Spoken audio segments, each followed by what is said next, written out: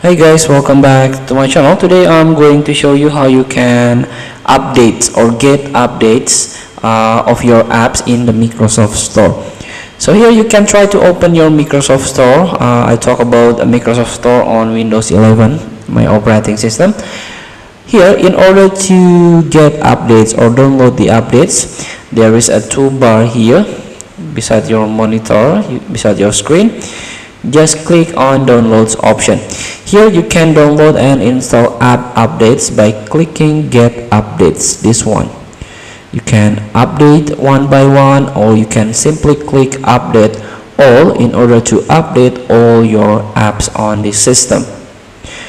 So here there's a recent update, system component, for example Windows Web Experience Pack, Microsoft 365 Office, and also I just got update about mail and calendar version notes from Microsoft Corporation.